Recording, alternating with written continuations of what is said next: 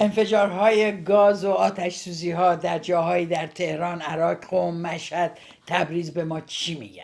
عاملین این انفجارها و هدف این انفجارها و آتش سوزی ها چه کسانی هست؟ در مورد شبکه نفوذ چی میدونیم و این شبکه نفوذ ربطش به رضا پهلوی چیست؟ چرا اسرائیل خامنه ای رو نزد؟ آیا امکان داره در دور بعدی خامنه ای هدف موشک های اسرائیلی قرار بگیره؟ شادی امین هستم. در ولتاژ این هفته به این سوالات پاسخ میدم. در این حال قبل از اینکه برنامه رو شروع کنم ازتون میخوام اگر کانال رو تاب کنون سابسکرایب نکردین دکمه سابسکرایب رو فشار بدین. برنامه رو اگه دوست داشتید برای دوستانتون بفرستید. فایل صوتی این برنامه در کانال تلگرام ولتاژ برای دوستانی که در ایران با محدودیت اینترنت روبرو هستن قابل دسترسی است.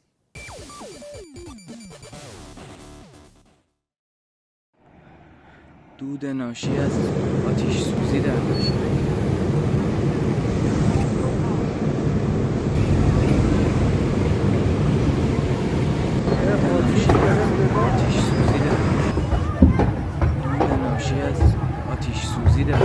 در هفته که گذشت شاهد انفجارهایی در شهرهای عراق، تبریز، قم، تهران، کرج و مشهد بودیم. این انفجارها از آتش سوزی تا انفجارهایی که به انفجار گاز معروف شد و در شبکه‌های اجتماعی به تمسخر کشیده شد روبرو بودیم.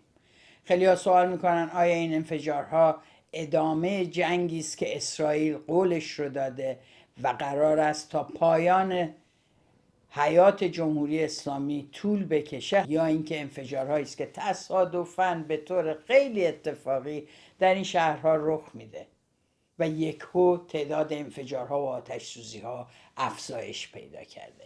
کسی هم به عنوان جاسوس اسرائیل که عامل این انفجارها و آتش سوزی هاست دستگیر نمیشه و این سوالو پیش میاره که آیا اسرائیل هست که داره این جنگ رو ادامه میده یا کسانی درون جمهوری اسلامی دارن تصفیه حسابهای داخلیشون رو میکنن. در این شرایط یهو میبینیم یک چیزایی هم در دولت داره اتفاق میفته. در جمهوری اسلامی بی‌اعتمادی مطلق، دنبال جاسوس گشتن و نگرانی از آیندهشون. این نگرانی همه جوره هستا. اوناییشون که همکاری نمیکنن با اسرائیل و جاهای دیگه و واقعا هنوز وفادارن به خامنه ای و این سیستم، اونا میترسن هدف و آدرسشون توسط بغل دستی منتقل شه. اون یکی هم میترسن که زودتر شناخته شن و در یک آتش سوزی یا انفجار از بین برده بشن. برای همین التهاب بسیار زیادی در اون حاکمیت الان میشنویم که سردار غیب پرور بر اثر عوارض ناشی از 8 سال جنگ تحمیلی عراق علیه ایران به یاران شهیدش پیوست. به دلیل عوارض شیمیایی شدن در جنگ 8 ساله جونشو از دست داده، ولی نمیدونیم در این انفجار گازها و آتش سوزی ها بوده یا نه. اصلا نمیفهمیم اینا خونه بودن یا اداره بودن. گزارشات ناقصه و سعی میشه که اخبار این انفجارها بیش از آنچه که داره مطرح میشه مطرح نشه. به نظر میاد دارن یه عده در یک تصفیه حسابی از بین میرن. تصویر عمومی اینه که کار اسرائیله. اسرائیل هنوز داره میزنه. این جنگ خاتمه نیافته. حق شماست. منم میتونم این استدلال رو بپذیرم. شواهدم میگه قبلا کرده. هنیه و دانشمندان به اصطلاح هسته‌ای جمهوری اسلامی، همه اینا مواردی هستن که نشون داده که اسرائیل میتونه در خاک ایران عملیات ترورش رو پیش ببره. اما سوال اینه که چرا الان نیروی زمینیشو باید بذاره ریسک بکنه به جای اینکه صبر بکنه تا در دور بعدی با موشک و پهپاد و غیره به ساده ترین شکل اینا رو از بین ببره. این سوال باعث میشه که من فکر بکنم و یقین دارم بخشی لااقل از این انفجارها و آتش سوزی ها میتونه در تصفیه حساب درونی حاکمیت یا از بین بردن اون حلقه‌ای که به اسم شبکه نفوذ مطرح است و قرار است شناسایی شود. یادتون نره خبرگزاری فارس بعد از اینکه انفجار نشست شورای امنیت ملی مطرح شد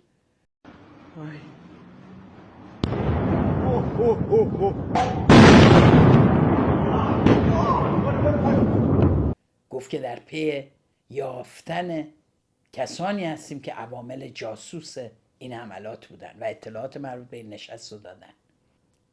یعنی اگر آن جناحی که هنوز وفادار به خامنه ای قرار باشه این شبکه یا حلقه اولیگارشی رو که با اسرائیل میتواند همدستی کند رو از بین ببره، بهترین فرصته. اصلا برای چی بیارتشون تلویزیون و جاسوس و دادگاه و اینا مال اون کوچولو موچولو هاییست که شما بهانه براشون میگردین پیدا کنین. اینا رو نمیشه این بازی ها رو باهاشون کرد، باید زد. و به نظر میاد هدف این انفجارها و آتش سوزی ها میتونه از بین بردن و حذف رقیب سیاسی در درون حاکمیت باشه، یا کسانی که حدس میزنن با این حلقه شبکه نفوذ در ارتباطن. و کیه که ندونه که در این چند هفته گذشته بحث شبکه نفوذ در بالاترین تا پایینترین سطوح امنیتی و مسئولین سیاسی رژیم در جریان بوده. ببینید ظریف چی میگه. بعضی رنجش ها زمینه ساز و بسترساز نفوذ میشن تا حدی که مداح سید حسن نصرالله میشه عامل نفوذ اسرائیل. الان میتونم بفهمم که نگاه قالیباف وقتی قاری و نوح خان دربار خامنه ای میره در گوشش راجع به ترانه ایران حرف بزنه، نگاه قالیباف رو اگه نگاه کنین اون گوشه نشسته، بعد تازه متوجهش میشین. نگران ارتباط هست. چی دارن میگن در گوشی؟ همه از دهان و گوش و چشم هم میترسند. این عاقبت دولتیه که ادعا میکرده دولت مستضعفینه، منتخب مردمه و اقتدار داره تو منطقه و امنیت آورده تو کشور. حداقل اگه آزادی نداریم، یادتونه امثال علیزاده ها، امثال نگهدارها در خارج از کشور هر 4 سال یه بارم گازشو بیشتر میدادن. اگه آزادی نداریم اما امنیت داریم. ما سوریه نیستیم، ما عراق نیستیم، ما لبنان نیستیم، ما سودان نیستیم. امروز اونم نیست. بالاترین سران جمهوری اسلامی تا پایین ترین بدنشون درست در جایگاهی قرار گرفتن که ناامنن از چند سو، نه فقط از طرف اسرائیل و دستاندرکاران و عواملش، از طرف خودیهای دشمن و مخالف و از سوی دیگه از طرف جنبش مردم. و ترسناکترین بخش اون بخشه، وقتی که مردم به خیابون بیان و مردم قدرت بگیرن. برای اینکه در هر کدوم از سناریوهای دیگه قدرت و اموال اونها حفظه. پهلوی QR کد رو نزد برای اینکه یه عده بیان کمکش کنن، فقط یک معامله 2 طرفه است. عدالت انتقالیشون در واقع معنیش اینه که تضمین میدهیم قدرت و اموال شما از این دولت به اون دولت با شما انتقال پیدا کنند و شما چیزی از دست ندهید. در آینده‌تون هم تضمین میکنیم، تازه تقدیرم ازتون میکنیم. ظریف میگه این بازی به اینجا رسیده که اون میتونه در لحظه اطلاعات بگیره. اگه میخوایم بتونیم جلو بریم باید سازمان نفوذ رو ببندیم.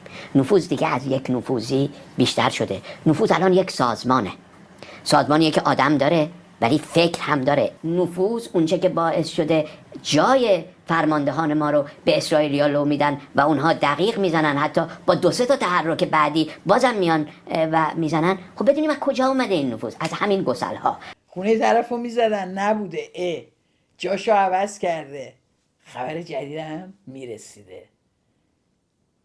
یعنی باید این بخش، این شبکه نفوذ، این شبکه‌ای که داره برای قدرت آتی خودش دست و پا میکنه، یعنی QR کد نتانیاهو رو زودتر زده. حالا QR کد رضا پهلوی رو هم یه عده‌شون ممکنه پر کنن. این شبکه است که داره برای قدرت آتیش برنامه ریزی میکنه، برای قدرت آتیش و حفظ اموال و جایگاهش تلاش میکنه.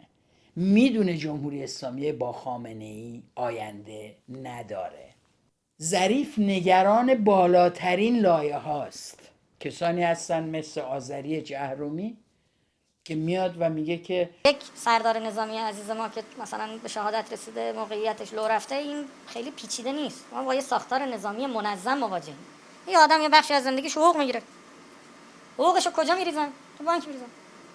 بانک ما اومدیم چیکار کردیم تو ساختار بانکی؟ اومدیم گفتیم هر کی میخواد پول به حسابش بریزه بعد یه شماره موبایل داشته باشه که موبایلش به نامش باشه. اگه به نامش هم نباشه و در واقع استعلام شاهکارش هم پاس نشه، خب این شماره حساب پیامکیشو براش فعال نمیکنه. شماره موبایل هم طبیعتاً آدرس کد پستی و 100,000 اطلاعات دیگه، ضمن اینکه خود داده‌های دیجیتالی که شماره موبایل فرد تولید میکنه نیاز به دادن اطلاعات نیست، خودش میتونه بسیاری از رفتارها رو در واقع پوشش بده. یه دونه در واقع دسترسی به یه بانک اطلاعاتی اپراتور موبایل خیلی اطلاعات رو روشن میکنه برای دشمن. در واقع آذری جهرومی داره صحبت از این میکنه که اتفاق در سطح سایبری افتاده. به نظر میاد آذری جهرومی زیاد علاقه نداره بحث شبکه نفوذ داغ بشه، داره میگه ایشالله گربه است. اما زهروند نماینده مجلس حرف دیگه ای میزنه. این دولت تا پایان کارش نهایتاً شاید زودتر بشه کار انقلاب اسلامی تموم کرده. من به این جنبندی رسیدم که بحث واقعا یک براندازی از درونه. ببین اینکه ایران رو ضعیف نمایی کردن یک اصل یک پروژه است. من وقتی این صحبت‌های آقای پزشکیان رو دیدم و شنیدم وحشت کردم. با تاکر پارسان؟ بله. واقعا ایشون فاقد حداقل صلاحیت برای این پسته. ببین تمام خون حسینی به درک. ژن هخامنشی هم داغون کرد. یعنی هیچی برای ما نذاشت. ببین از روی رهبری رد شدن. ببین از روی فرماندهاش رد شدن. من شاهدم هست دوستان بودن از کمیسیون. ما در این جلسه‌ای که بود بنده این افتخار داشتیم قبل از شهادت این دوستان، من اینا رو دیدمشون. ما دیدیمشون، با هم بودیم. همین هشدارا رو من بهشون دادم. هر مذاکره‌ای بشه بعدش جنگ خواهد شد. و با حضور اینها و با وجود ایران فرجامی جز لیبی سازی شدن نداره. در واقع نقدش به پزشکیان در حیطه نقد و شناسایی شبکه نفوذ هست. در لابلای حرفاش پزشکیان رو هم متهم میکنه به اینکه در همین حلقه است که دارن از درون یک کودتای خزنده میکنن تا مملکت رو ببرن به اون سویی که دیگر جمهوری اسلامی نیست. میگه از خون حسینیمون تا ژن هخامنشیمون همه رو از ما خواهند گرفت و چیزی ازش نخواهند موند. این ترکیب خون حسینی و ژن هخامنشی هم ترکیب باحالیه. یعنی بیچاره ملتی که دهه‌ها تحت عنوان عزاداری حسین مشغولش کردن و صدها و دهه‌ها تحت عنوان افتخار هخامنشی میخوان مشغولش کنن. ما همیشه در گذشته زندگی نکردیم. ما یک روزها و سالهایی داشتیم که تو این جامعه نشون دادیم که میتونیم از چارچوب‌های تنگ این مناسبات فراتر بریم. جنبش 1401 زن زندگی آزادی یا جنبش ژینا یکی از این لحظات تاریخی مردم ایران بوده.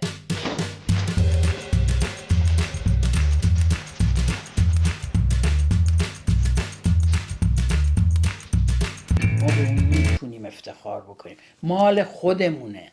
ما تجربهش کردیم. کسی برامون ننوشته. این تاریخ رو ما دیدیم. قدرت و شجاعت و همبستگی خودمون رو تو خیابونا دیدیم.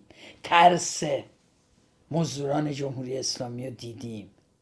این اون چیزیه که دستمایه افتخار ماست، نه ژن هخامنشی و کوروش و غیره. و دقیقاً این اون سناریویی است که اسرائیل رو میترسونه و وادار به عملش میکنه. یعنی سناریویی که مردم درون کوچه و خیابان، مردم درون کارخونه ها و مراکز تولیدی عصیان کنن و در یک حرکت هماهنگ چه سلسله وار چه همزمان وارد اعتصاب و اعتراضات سراسری بشن. این اون سناریویی است که هیچ کدام از این آقایون رو خوش نخواهد اومد. نه جناح سلطنت طلب و طیف رضا پهلوی رو، نه جناح اولیگارشی مالی. حالا توی این اوضاع که زهره‌وند نماینده مجلس شورای اسلامیشون میاد و رئیس جمهورشون رو هم محکوم یا متهم میکنه به پیش بردن خط شبکه نفوذ، یا مسعود پزشکیان، همین محبوب دل یه سری بازمانده های اصلاح طلبان بود، میاد یهو می نویسه آن چیزی که ما تحت عنوان شعار مرگ بر 3 نقطه، ببینید توییتشو، میگیم منظورمون انسان ها و غیره نیستن. و این یعنی این که مسعود پزشکیان رئیس جمهور جمهوری اسلامی ایران که 46 سال هلمند مبارز طلبیدند و مرگ بر آمریکا مرگ بر اسرائیل سر دادن، یهو میگه مرگ بر 3 نقطه. نه اون اشتباه نگیرین، اون مرگ بر 3 فاصل مال یاسمین پهلویه، این مرگ بر 3 نقطه مال پزشکیانه. اگر با همین فرمون پزشکیان بره جلو و هنوز سر کار باشن تا اول مهر و بچه های مدارس بیان سر صف بخوان با همون سیستم شعار مرگ بر اسرائیل و مرگ بر آمریکاشون داده بشه، تبدیل میشه به این 3 نقطه 3 نقطه مرگ بر 3 نقطه. اینها برای اینکه میز مذاکره رو از دست ندن 3 نقطه رو استفاده میکنن. میز مذاکره مهمه برای اینکه حفظ این بخش حاکمیت، حفظ جمهوری اسلامی در گروه اینه. اگر به تمام خواستهای آمریکا و اسرائیل تن ندند، کودتای درونی با کمک اسرائیل و آوردن، به قول خامنه‌ای میگه، منافقین و سلطنت طلبان. محاسبشون این بود که وقتی به ایران حمله کردیم، به مراکز حساس ایران حمله کردیم، یه تعدادی شخصیت ها رو از دست حکومت ایران، نظام ایرانی اسلامی گرفتیم، طبعا نظام ضعیف خواهد شد.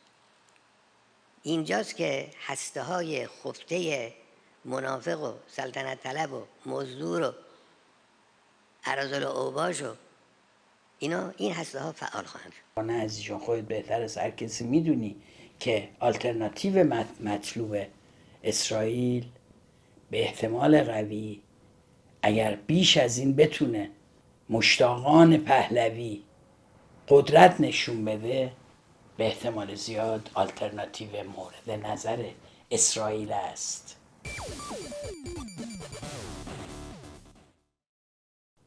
در واقع این شبکه نفوذی که ازش حرف میزنیم، نفوذ در چی؟ این شبکه درون حاکمیت وجود داره. میخوان بگن نفوذ اسرائیل، در واقع شبکه نفوذ اسرائیل هست. نه، اینا تو این قدرت بودن، اینا بعداً پیوستن به اسرائیل. اسرائیل اینا رو تزریق نکرده به این حاکمیت. نفوذ یعنی این. بالعکس، اینها زمانی به این رسیدن که آیندهشون با وجود خامنه‌ای و تحت عنوان جمهوری اسلامی با این مردم معترض ممکن نیست. و کسانی که در تمام این سالها دزدیدن و با فساد عمیق تونستن ابعاد نجومی واقعا مال به جیب بزنن، در کشورهای مختلف بخوابوننش، در کشور ایران سرمایه های کلون داشته باشن، خب این آدم ها بالاخره میخوان برای بعدشون هم یه تصمیماتی بگیرن. و این یعنی این که اینها هستن که با اسرائیل وارد تعامل شدن. متوجه شدین چی شد؟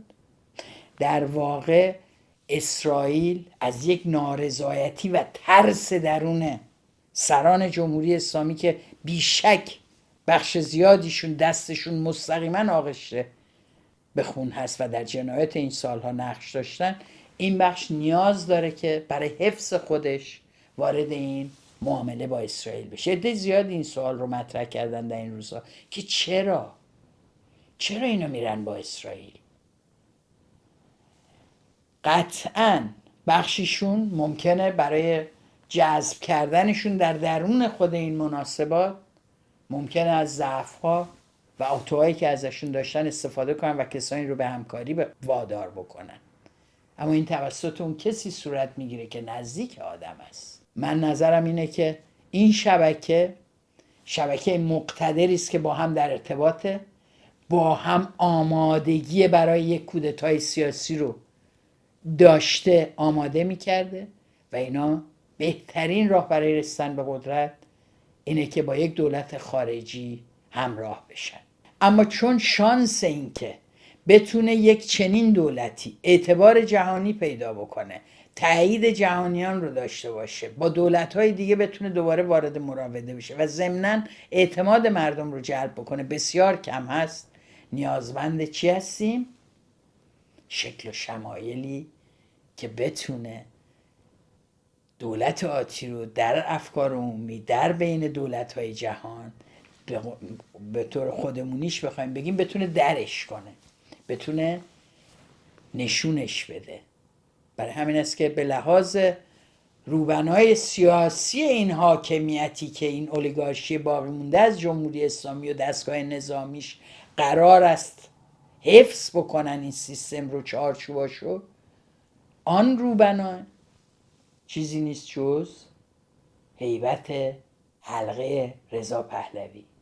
در واقع ممکنه به نظر خیلیاتون پیچیده بیاد، ولی من میخوام خیلی براتون ساده توضیح بدم و سادهش کنم. یه بخش اولیگارش مالی درون حاکمیت هست، یعنی بخش کوچکی از درون حاکمیت که در واقع داره حکومت میکنه اما نمیتونه از اون قالب هایی که درش هست بیاد بیرون و امروز به تنهایی کودتا بکنه و کل قدرت رو به دست بگیره.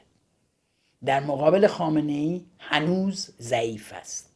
دقت کنید در بحثی که من در مورد مهدی نصیری کردم به این موضوع اشاره میکنم. این کودتا میبایست با از بین بردن خامنه‌ای و آوردن یک نیرویی که بتونه مردم رو ظاهراً به این باور برسونه که انقلاب رخ داده، جمهوری اسلامی رفته است و دولت دیگری آمده سر کار، رضا پهلوی. حالا قسمت نظامی هم ما نیاز داریم که QR کد رو پر کردن میمونن. ادعای رضا پهلوی مبنی بر این که بیش از 20,000 نفر از نیروهای نظامی و امنیتی فرم پیوستن به همکاری ملی رو پر کردن، بشنوید و بذاریدش پای پروپاگاندای جنگ روایت ها. در عین حال یقین داشته باشین اون بخشی که درون حاکمیت قرار اون کودتای احتمالی رو انجام بده با اسرائیل مجبوره مذاکراتش رو به اتمام برسونه، توافقش رو بکنه تا اون اقدام نهایی یعنی زدن خامنه‌ای صورت بگیره. بدون اینکه این پیچ و مهره ها به هم وصل باشن و آمادگی این انتقال قدرت وجود داشته باشه، اسرائیل خامنه‌ای رو نابود نخواهد کرد. آن روزی که اسرائیل بیت خامنه‌ای رو یا محل اختفای خامنه‌ای رو نشانه گرفت، بدانید توافق در خارج برای به سر کار آوردن یک دولت دست نشانده توسط اسرائیل و احیانا با توافق آمریکا آماده است. یعنی همونایی که تا امروز خوردن، همونایی که تا امروز وام‌های میلیاردها دلاری گرفتن و ندادن، همونایی که هیچگاه مالیات ندادن، همونایی که تحت عنوان بنیادهای مختلف مال و اموال مردم رو ضبط کردند و بالا کشیدند، اینها بر سر کار خواهند موند. دردآوره نه؟ 46 سال هزینه بدین، 46 سال امید داشته باشین، 46 سال آرزوی رفتن اینا رو بکنین، بعد کریه ترین و فاسد ترین بخشش بمونه تو قدرت، پاسخگو هم نباشه و تازه به قول رضا پهلوی از خدماتشون قدردانی هم بشه. چقدر دردآور، امروز بهش میخندیم، ولی تصور بکنید کسانی که عزیزانشون از دست دادن برای اینکه اینا از سر قدرت برن کنار. در واقع آقازاده ها با باباهاشون. حالا این باباها میتونن اصلاح طلب بوده باشن، در اقتصاد این مملکت خط و ربطی پیدا کردن و قدرتی گرفتن، یا میتونن از سران سپاه پاسدارانش باشن. فرقی در این که اینها زالوهای اقتصادی درون این سیستمن و فاسدترین بخش اقتصاد ایران رو تشکیل میدن نمیکنه. تازه وضع براشون بهترم شده، دیگه لازم نی آقازاده تو آمریکا و کانادا زندگی کنن، برای اینکه میتونن تو ایران مثل دوره شاه شلوار کوتاه و لباس مورد نظر رو بپوشن و با پولهایی که در آوردن در شمال شهر رو نزدیک قصرهای مربوط به خاندان ایرانساز پهلوی خونه های مجللشون رو و رستوران های مجلل ترش رو بیش از آنچه که امروز هست و علنی تر از امروز برپا بکنن. یعنی شما مواجه میشین با این که خاندان ایران ساز که نه، خاندان کاخساز پهلوی بیاد و یک تراژدی بزرگ تاریخی رو رقم بزنه و در تاریخ بنویسن ملتی پس از 46 سال که یک شاه دیکتاتور رو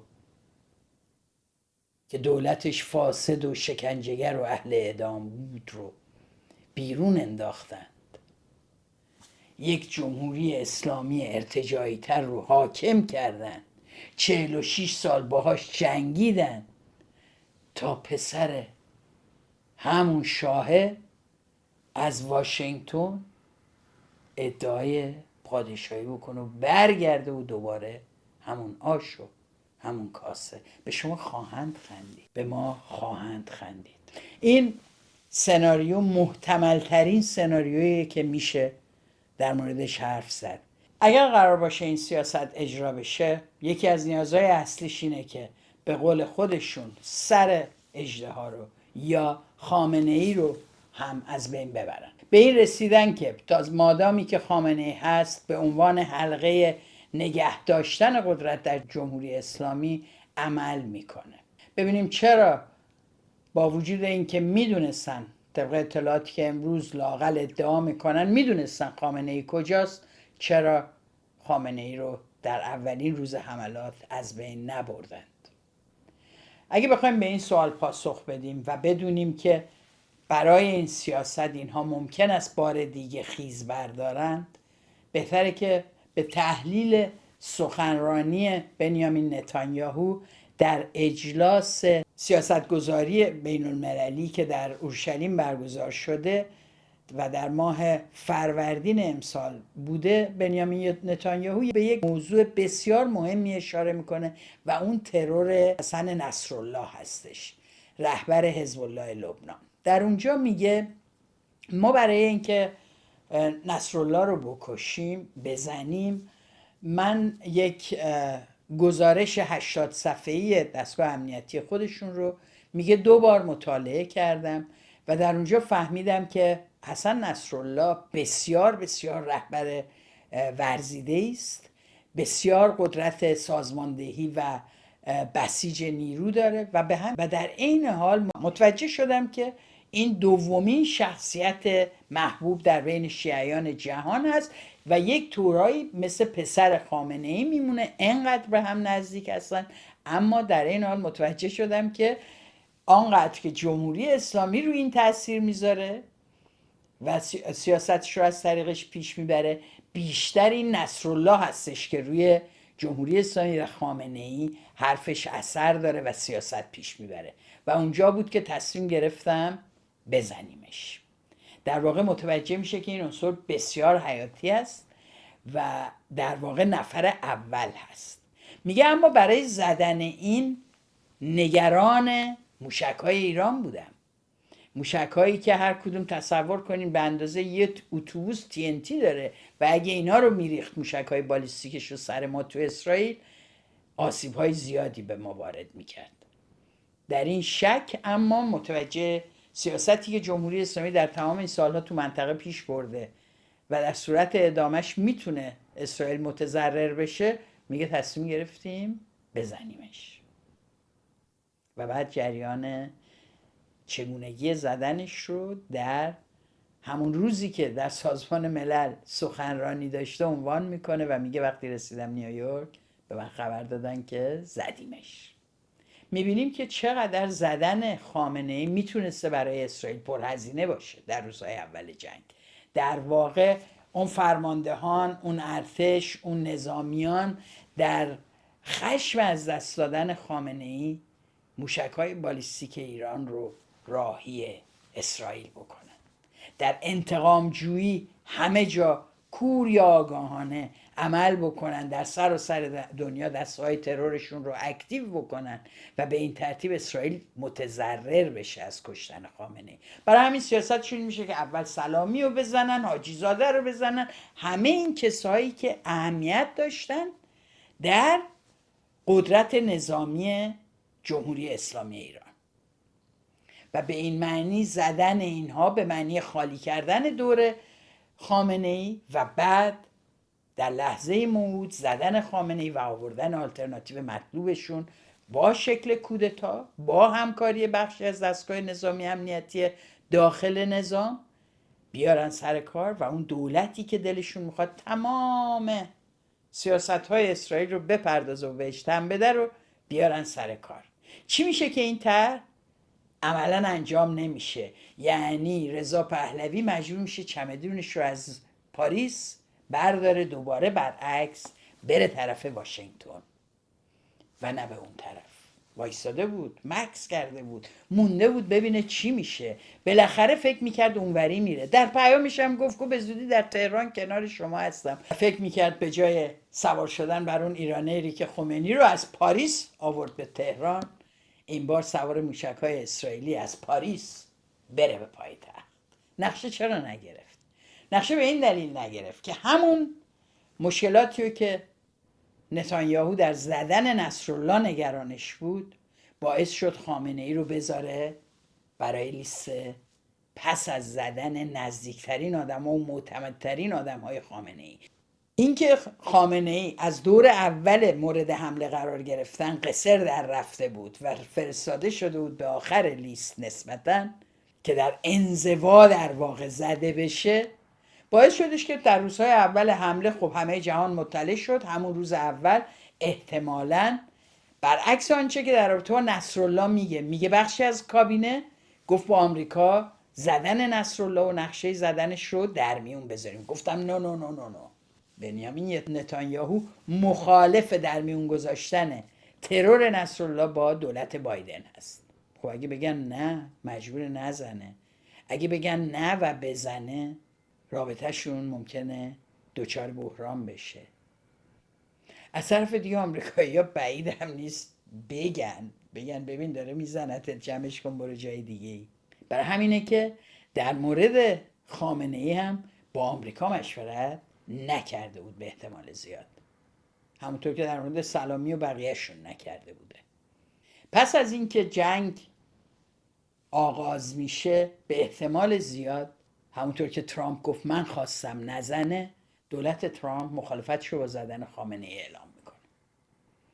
برای دولت ترامپ هنوز جمهوری اسلامی پاسخگوست، هنوز به نیازهاش جواب میده. دولت ترامپ خواهان جنگ رویاروی با جمهوری اسلامی و یا ساقط کردن جمهوری اسلامی برای اینکه دولت دیگری بیاید نیست. در تمام این سالها جمهوری اسلامی تونسته با سیاست‌هایی که داشته عملاً نیازهای داخلی و خارجی دولت آمریکا رو تأمین بکنه. برای چی مشکل داشته باشه؟ از این جنبه هستش که نزدن خامنه‌ای توسط اسرائیل یک قدمی است که ناتمام مانده. در دور بعدی چنانچه جمهوری اسلامی تن ندهد به مذاکرات، در صورتی که اسرائیل همچنان بهانه احساس خطر از سوی تأسیسات اتمی ایران رو داشته باشه و در صورتی که کسانی که فرم پر کردن، کسانی که در درون دولت آمادن برای اینکه نه به رضا پهلوی به اسرائیل بپیوندند، در کنار شکل ظاهری حکومت که تغییر باید بکنه، یعنی جامعه نمیپذیره جامعه با یک کودتای از درون سخت آشتی بکنه و یا اصلا تن بده. اما اگر شکل ظاهری حکومت رو عوض بکنیم، وزیر و وکیل و پادشاهی هم بذاریم روش و قدرت رو بدیم دست این اولیگارشی که امروز خیلی هم ازش حرف زده میشه. من یادمه در برنامه‌های اول ولتاژ در موردش حرف زدم که چنین اولیگارشی وجود داره و این بخشی است که چه از درون سپاه، چه از روحانیت فاسد، چه از بخش‌های دیگه، اینها هستن که خواهان وحدت با جریانی به اسم رضا پهلوی و بالعکس رضا پهلوی خواهان وحدت با اینهاست برای قدرت گرفتن. کودتایی که ممکن اصلا ما حس هم نکنیم کودتایی رخ داد. قدردانم باشیم دارن میگن.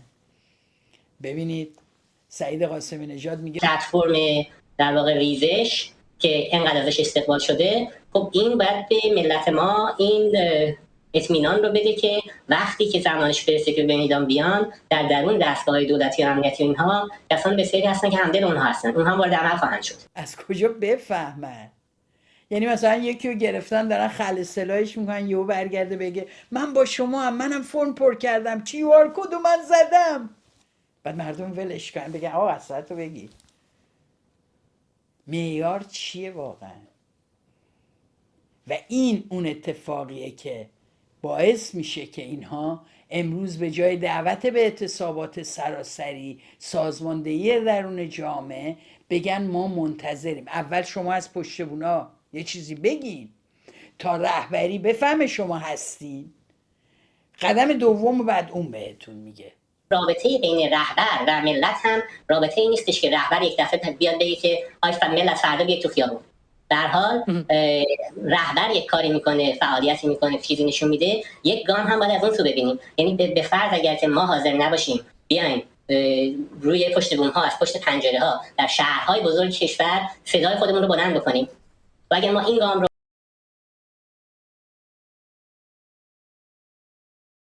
این در واقع یعنی ما منتظریم شما کاری بکنید تا ما بتونیم این چرخدنده های سیاست بین المللی اسرائیل رو را بندازیم، بتونیم اولیگارشی مالی درون سیستم رو بهش نفس بدیم، بهش تضمین بدیم و با هم بیایم قدرت رو بگیریم.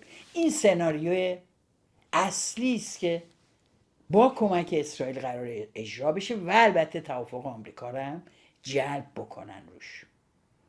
اروپا پشت این سیاست خواهد رفت به دلیل خواسته اسرائیل، به دلیل تعهدی که به ویژه آلمان نسبت به اسرائیل حس میکنه و پشت سیاستاش متاسفانه در تمام این سالها بدون چون و چرا ایستاده. احتمالاً میتونن اروپا رو هم با قدرت و ضعف ولی پشت خودشون داشته باشن. گفتم به احتمال زیاد و با قاطعیت میتوان گفت که اگر فاکتوری تغییر نکنه در معادلات جهانی یا در سطح جامعه ایران، مجاهدین آلترناتیو اسرائیل نیست.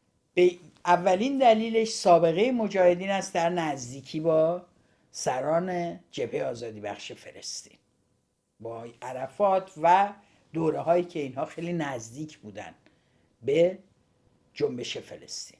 این تاریخیه که من شخصا فکر نمی کنم اسرائیل حاضر باشه بر جریانی ببخشاید. نکته دوم ایدئولوژی مجاهدین هست. برای دولتی مثل دولت نتانیاهو این خودش آن چیزی است که میتونه براش تولید خطر بکنه. از طرف دیگه واقعیت اینه که تو جنبش زن زندگی آزادی دیدیم که جامعه علیه مذهب و چارچوبای تنگ قواعد مذهبی به ویژه در مورد زنان به پا خواسته. برای همین لازمه که اون تصویری به جامعه داده بشه که بیشتر با آرزوهای آیندهش جوره و قطعاً سازمانی که روسری به عنوان یکی از اجزای لباس فرم ارتشش هست برای زنان این جامعه قابل پذیرش نیست. و نکته آخر این که مجاهدین یک نیروی سازمانده داره، ممکنه در وسط کار فرمون رو بگیره و خودش بره جلو و این قدرت سازماندهی رو داره و این چیزیست که اسرائیل نمیخواد. در عین حال اون اولیگارشی که در درون ایران هست و گفتیم بخشی از این کودتای درون حاکمیت خواهد بود، با مجاهدین آبش توی جوب نمیره. خیلی ها میگن اسرائیل میخواد ایران تجزیه بشه، تضعیف بشه و غیره. من فکر میکنم که اسرائیل اتفاقا میخواد یک قدرت با اقتدار در ایران بر سر کار بیاره، اما در خدمت سیاست و اهداف خودش در منطقه. در واقع اسرائیل نه تنها خودش رو بزرگترین دموکراسی خاورمیانه معرفی خواهد کرد، بلکه قوی ترین قدرت منطقه خواهد شد با اتکا به نفوذش در ایران و توسط دولتی که قرار است منافع اسرائیل رو در منطقه تأمین بکنه.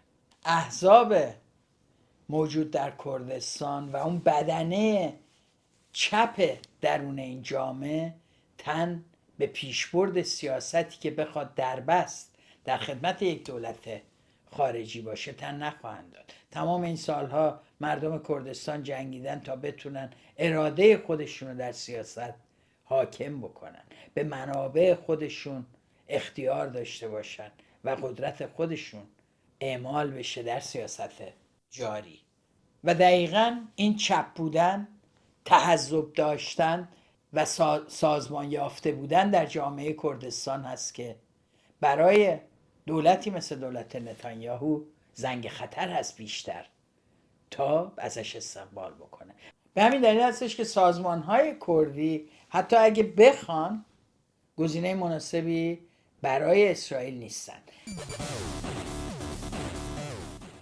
اما در کنار این سناریویی که اسم بردیم، یک سری تلاش‌هایی هم که به نظر من امکان اجرایی نداره در حال وقوع هست. تلاش‌هایی مثل بیانیه 830 نفر در دفاع از بیانیه میرحسین موسوی. یعنی میرحسین موسوی باید یه بیانیه میداد، درش حرفای تکراری رفراندوم و برگزاری انتخابات آزاد و مجلس مؤسسان رو میزد تا 830 نفر که نگران این هستن که صدای ایرانگرایان فاشیست بتونه خفه بکنه هر صدای دیگری و مجبورن بیان و بیانیه بدن. استیصال سیاسی یعنی عدم تحرک جمعی که باید امروز تحرک از خودشون مستقلا نشون بدن، منتظرن که عکس العمل نشون بدن نسبت به یک اتفاقی مثل بیانیه موسوی. بیانیه موسوی خودش حاصل در واقع بی سر شدن و بی تأثیر شدن جریان اصلاح طلبی در ایرانه.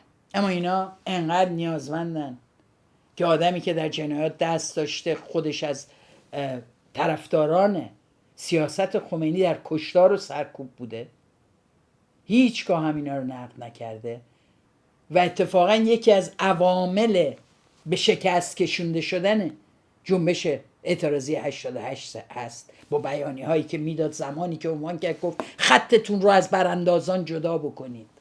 این 830 نفر که البته بخششون از سپاهیان سابق و فعلی و غیره هستن، بخششون از اصلاح طلبان شناخته شده هستن، عجیب اینه که تونستن توجه یک عده‌ای رو که گاهن میافتادن طرف اصلاح طلبی رو جلب بکنن و چنین بیانیه‌ای بدن. برای من باعث تعجب و تأسف بود. نه اینکه این بیانیه تأثیری داره، نه، مهم اینه که میبینید که استیصال تا کجا خودش رو تحمیل کرده.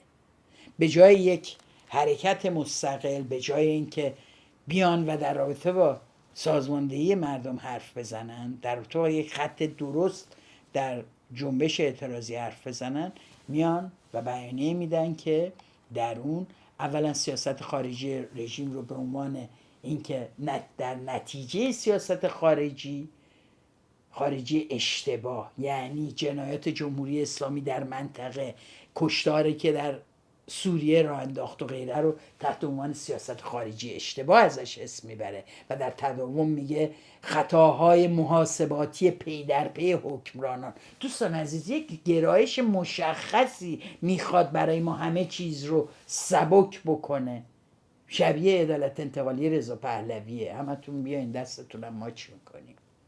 اینه مشکل این بیانیه. بعدم در پایان یک جوری حرف میزنن که انگار اگر موسوی اینا رو نمیگو ما اصلا نمیدونستیم میشه رفراندوم شد. دوستان عزیز، محسن سازگارا و عده دیگر زمانی که ایران جمعیت 60 میلیون بود رفراندوم درست کردن، یه دونه وبلاگ زدن که بیاین رفراندوم کنیم 60 میلیون برای رفراندوم. یادتونه؟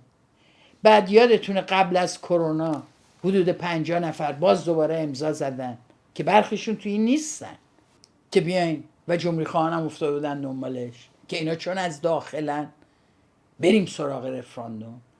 چیزی که مشخص نمیکنه اینه که رفراندوم کی قراره برگزار کنه. بالاخره رفراندوم دیگه، شما میخوای آریانا هم بگی برگه رأی احتیاج داری، میخوای اسم آدم و کاندیدات رو مشخص کنی، باید ضوابط رو مشخص کنی، باید یه کسی وایسته اینا بیان ثبت نام کنن و همه این مراسم و مراحل امنیتش تضمین شه. کی قراره بکنه؟ کدوم دولت؟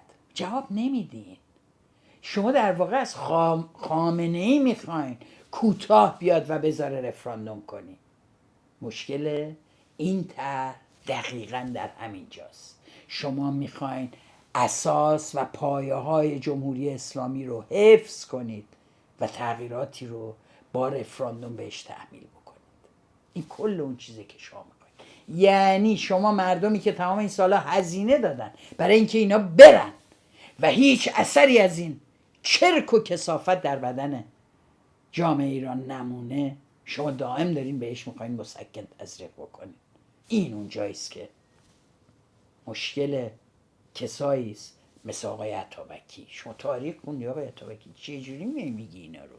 چیزی همتون تبدیل به دستگاه امضا شده. حالا یه عده که هر از چنگای از زیر رخت خواب میان بیرون یه چیزی مینویسن، با اونا ما رو کاری نیست. ولی ببینید امضا کنندگان چه ترکیب متکثری هستن که نشون میده که استیصال تا کجا جلو اومده. در واقع اتفاقی که افتاده اینه که بخشی از اپوزیسیون در تقابل با ایرانگرایی نئوفاشیسم رضا پهلوی فکر کردن باید یه کاری بکنن و نتیجه کاری که میخواستن بکنن شده این بیانیه.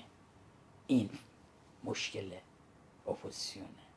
به حرکت مستقل، مشخص و رادیکال دوباره با حسین درخشان و محمد باقر بختیار و غیره، اینا همه همکاران سیستم جمهوری اسلامی بودن و هستن. بعد کنارش تاجزاده رو داریم، نیر توییدیمون رو داریم و خیلی های دیگه، مهدی جامی رو داریم و عجیب آدم هایی رو تک و توک میبینیم که جاشون اینجور جاها نبوده و عجیبه امضا کردن.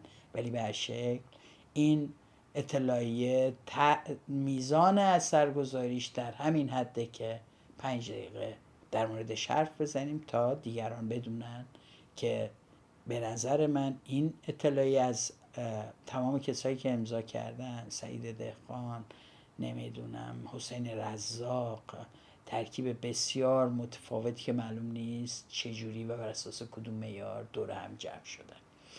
آقایون حقوق بشری که میان و از یک نفر که متهم هست به جنایت بیانیه میدن و حمایت میکنن بدون اینکه هیچ نقدی کرده باشن یا اشاره‌ای کرده باشن، میفهمید که چقدر متاسفانه سطحی‌نگری سیاسی در بین فعالین و فعالین سیاسی هست، چقدر رقابت برای اینکه امضاها دیده بشه و حضور داشته باشه هست و چقدر حرکت مستقل و اقداماتی که بعدش هم گام عملی باشه.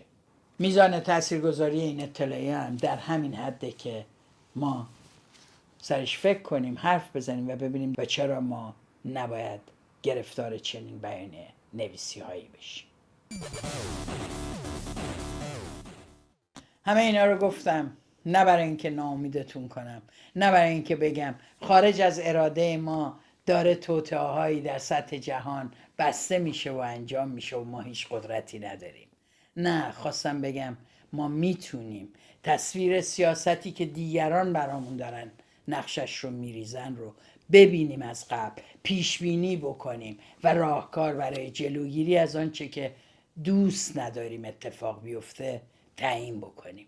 این اون چیزی است که در خلال تمام این چیزهایی که تلخ و تاریک به نظر میاد، اما برای هر کدوم از ما میبایست جرقه‌ای در فکرمون ایجاد بکنه و دنبال راه حل‌هایی باشیم که اجازه ندیم که این نسل بعدی ما هم همچنان رنج بکشه از نبود آزادی. این برنامه شاید کمی تلخ و جدی و دردناک باشه اگر سناریویی که من ترسیم میکنم یک موقعی زبانم لال در سیاست ایران امکان اجرایی پیدا بکنه. ولی چه خوبه که امروز میتونیم سرش حرف بزنیم و قطعاً برای مقابله باهاش به طور جمعی راه حل‌هایی پیدا بکنیم. من به این پیدا کردن راه حل‌ها و اجرایی کردن اونها امیدوارم. من به مردم ایران، به بخش زیادیشون، اگر نه همشون، بسیار امیدوارم. به اون کسانی بیشتر امیدوارم که نه در نوستالژی گذشته غرقند، نه در پاسیویسم امروز. به آینده امیدوارن، قدم ور میدارن، دستاشونو بالا میزنن، با هم ارتباط میگیرن، گپ میزنن و دنبال راه حل‌هایی جز آنچه که داره از طریق رسانه اصلی بهشون غالب میشه میگردن. به این جستجوی خودتون ادامه بدین. من کنار شما هستم. می‌کنیم در راه آزادگی، جان فدا می‌کنیم در راه آزادگی، مرگ بر این بندگی، مرگ بر این بندگی، مرگ بر این بندگی، مرگ بر این بندگی، زیر بار ستم نمی‌کنیم زندگی، زیر بار ستم نمی‌کنیم زندگی، جان فدا می‌کنیم در راه آزادگی، جان فدا می‌کنیم در راه آزادگی، مرگ بر این بندگی، مرگ بر این بندگی، مرگ بر این بندگی، مرگ بر این. مرسی که تا اینجای برنامه با من بودین. اگر کانال رو سابسکرایب نکردین لطفا کانال رو سابسکرایب کنین، برای دوستانتون بفرستین و مهمتر از همه ولتاژ رو دوست داشته باشین.